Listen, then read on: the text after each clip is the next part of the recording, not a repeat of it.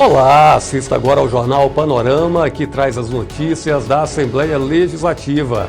E esses são os nossos destaques de hoje. Conselhos estaduais pedem apoio contra a PEC dos fundos públicos. Deputado convoca instituições para travar combate contra assassinato de crianças e de adolescentes no estado. Indicação ao governo pede isenção de taxa de religação de serviços essenciais para usuários de baixa renda.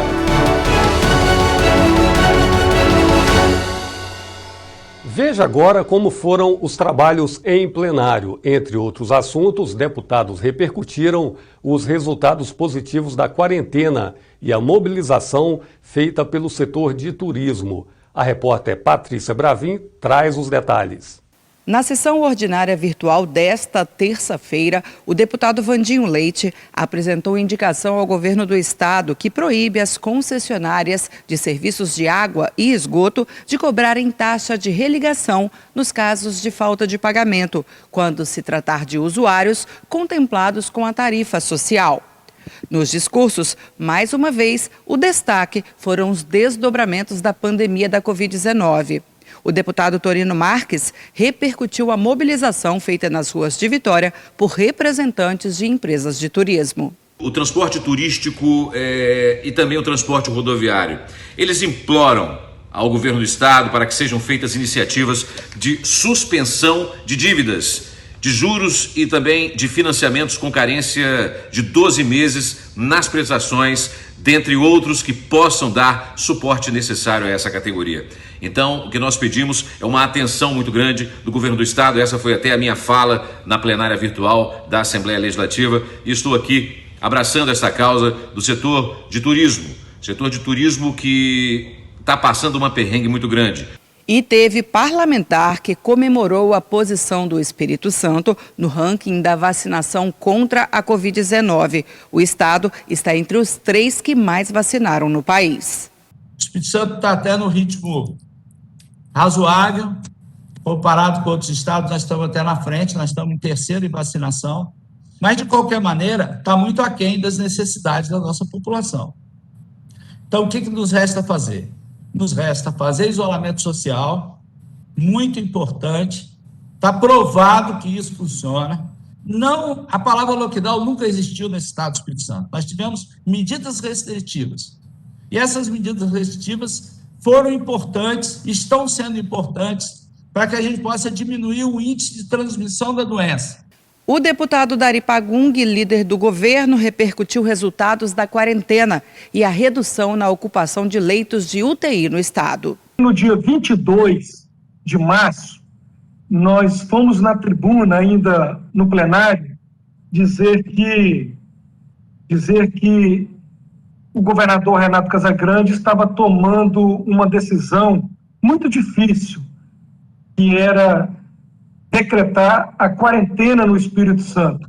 E eu disse naquela ocasião que era uma decisão difícil, mas se o governador não tivesse feito isso naquele momento, eu não teria dúvida nenhuma que a população capixaba ia cobrar muito do governador 20, 30 dias depois, se não tivesse tomado aquela decisão.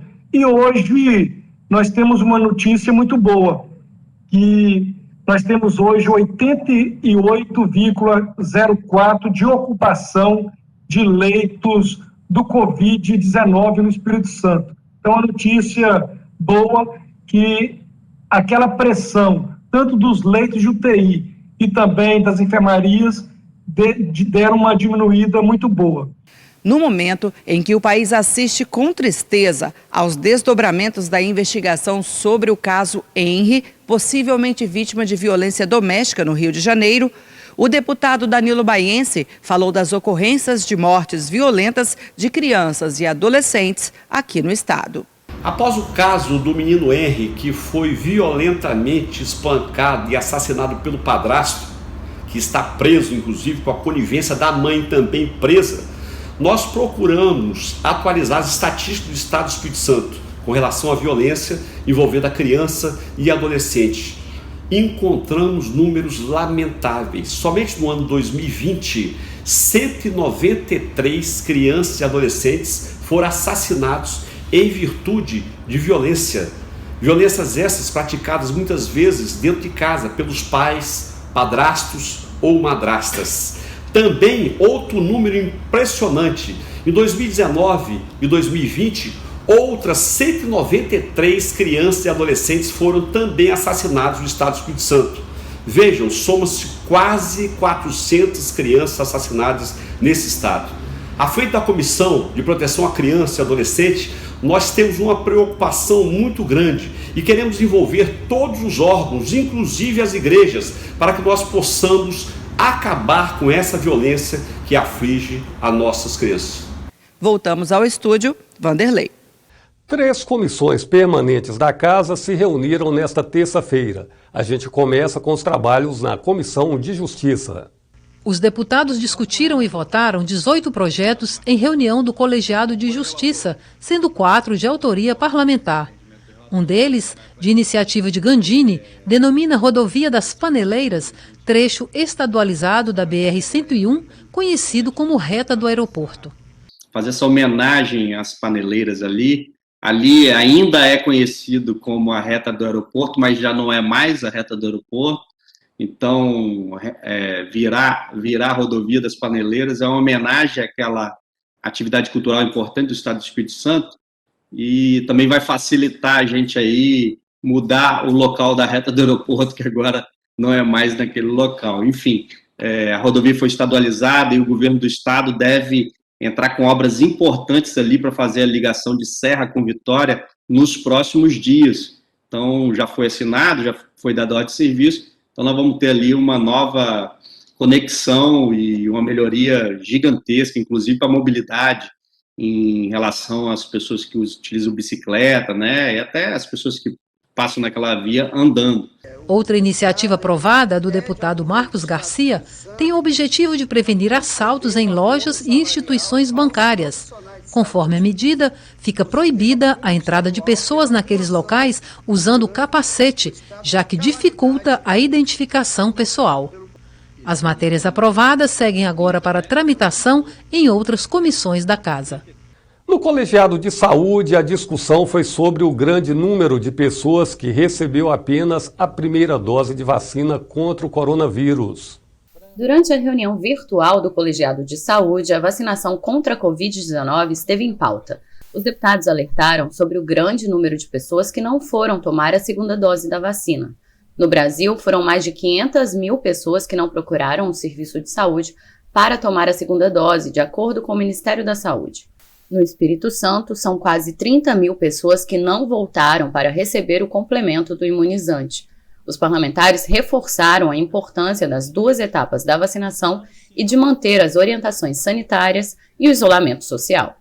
Quase 30 mil pessoas não voltaram para tomar a segunda dose da vacina. De acordo com a Secretaria de Estado da Saúde, o número representa cerca de 20% dos vacinados do Estado, que infelizmente não estão voltando para tomar a segunda dose.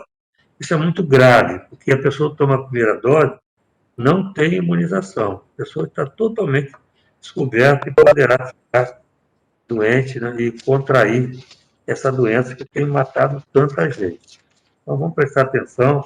Você que tem um parente, que tem um vizinho, que tem um amigo que tomou a primeira dose, insista com ele, cobre dele que ele tome a segunda dose.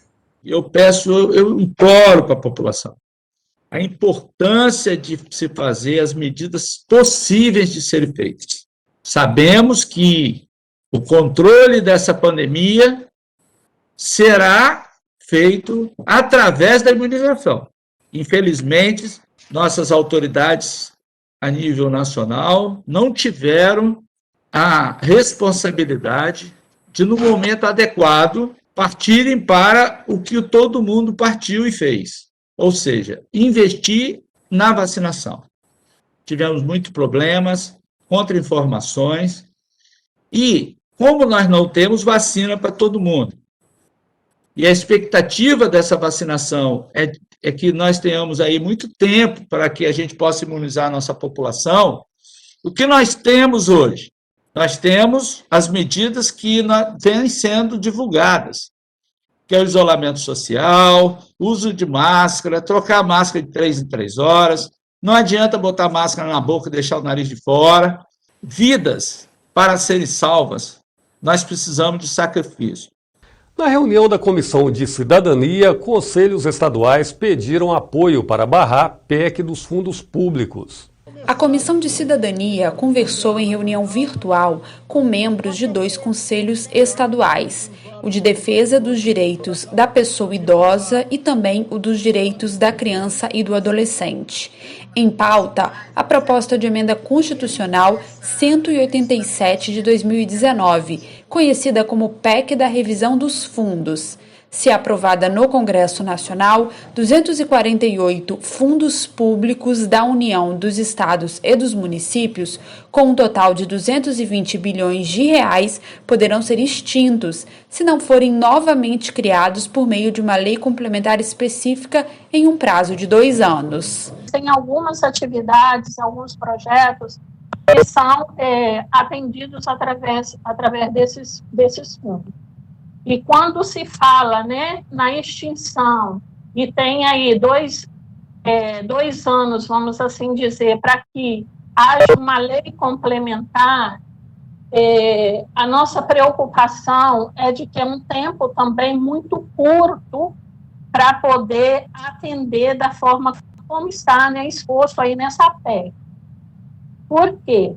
Os municípios, se a lei orgânica do município não tiver previsto que ele pode fazer essa lei complementar, ele vai precisar de estar fazendo uma alteração na lei orgânica. E isso demanda um tempo, porque passa, né, por várias comissões.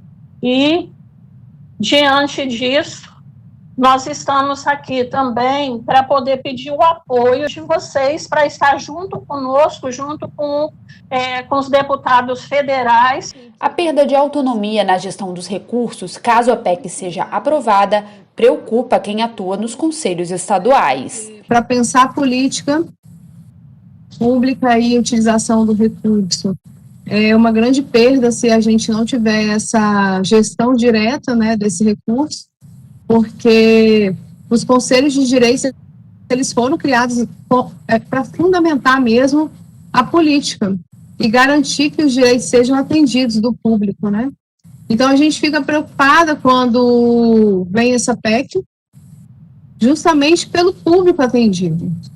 O quanto vai ser negligenciado, tanto os idosos quanto as crianças e adolescentes, que são pessoas que precisam de um acolhimento maior, uma atenção mais qualificada. A PEC está no Senado e ainda vai ser analisada pela Câmara dos Deputados. Durante a reunião, a deputada Irine Lopes defendeu uma mobilização dos parlamentos estaduais a respeito do tema, para tentar evitar a aprovação da matéria. Nós temos um trabalho político pela frente. É o que nós poderemos fazer.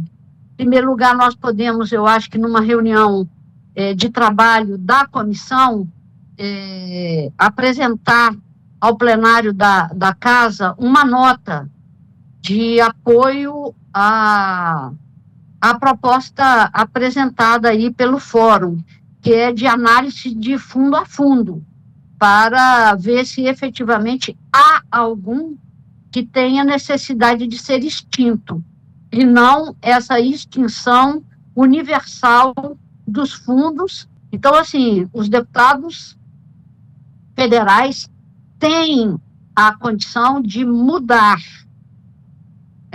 essa PEC. E o Panorama de hoje vai ficando por aqui. Para mais informações sobre as atividades do Legislativo, é só acessar o portal da Casa ou as mídias sociais. E não se esqueça, o coronavírus é uma ameaça à vida. Proteja-se e cuide de você e dos outros. Mantenha o isolamento social. Se precisar sair, use máscara e álcool em gel. TV Assembleia agora mais perto de você no canal 3.2.